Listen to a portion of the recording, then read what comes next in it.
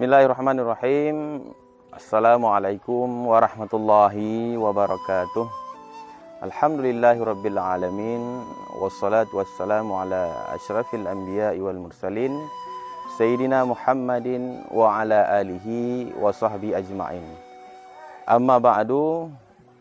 Alhamdulillah, selalu kita memuja dan memuji Allah Subhanahu wa taala yang mana oleh Allah telah memberikan kita kesehatan, kesempatan sehingga kita dapat kembali pada bulan suci Ramadan 1442 Hijriah ini.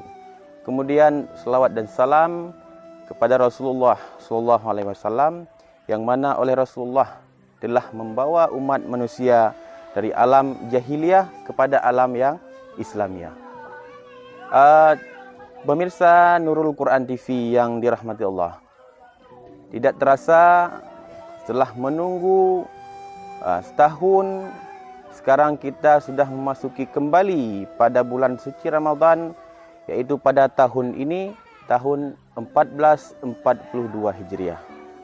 Maka dalam menjalankan bulan suci Ramadan, banyak sekali hal-hal yang kadang terlupa oleh kita, kadang tersilap oleh kita, yang dapat membatalkan puasa, yang dapat mengurangi pahala puasa, yang dapat menurunkan derajat orang berpuasa tersebut.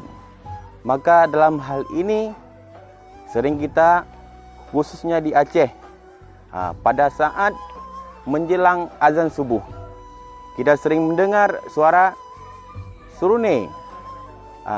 Apa surune itu dan apakah surune itu menandakan sudah kita tidak boleh makan minum lagi?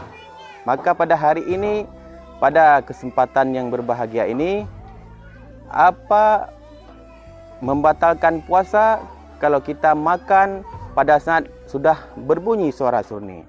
Dalam Islam tidak ada yang menjelaskan bahawa ada surune dan suara surune tersebut dapat atau kita tidak boleh makan minum lagi.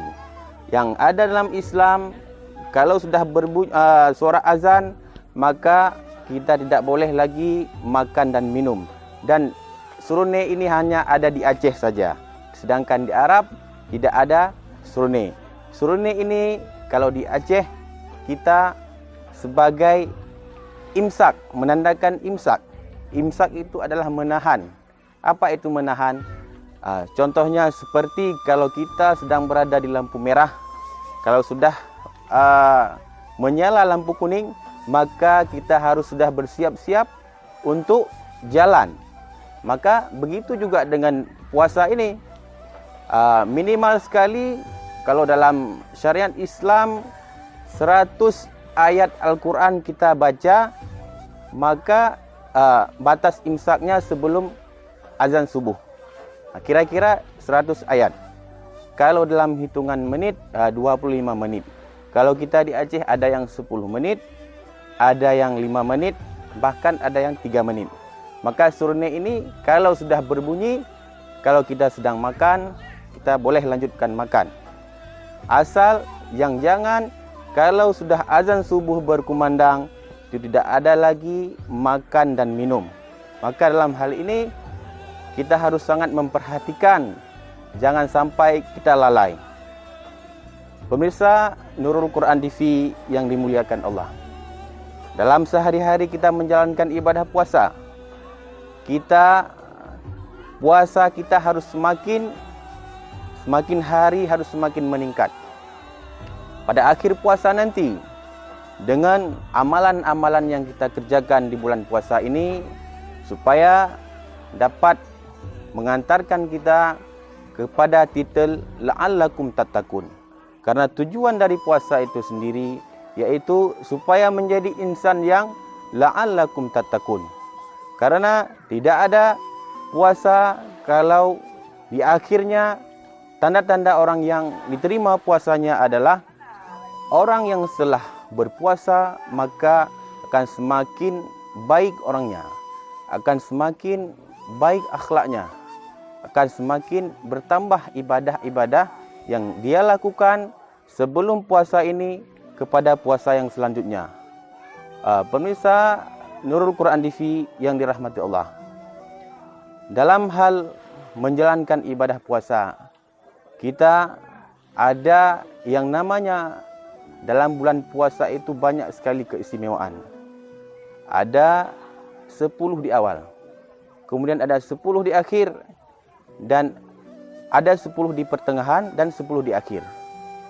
Jadi antara 10 awal, 10 pertengahan dan 10 akhir itu mempunyai keistimewaannya masing-masing.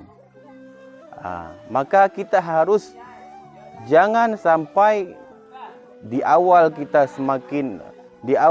giat beribadah, kemudian di pertengahan dan di akhir semakin kita tidak meningkatkan kualitas ibadah kita.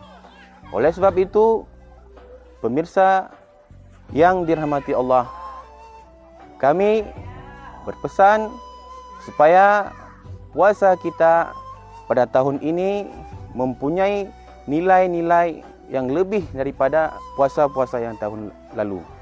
Demikian, selamat menjalankan ibadah puasa 1442 Hijriah. Semoga kita menjadi insan-insan yang bertakwa. Wabillahi taufik wal hidayah. Assalamualaikum warahmatullahi wabarakatuh.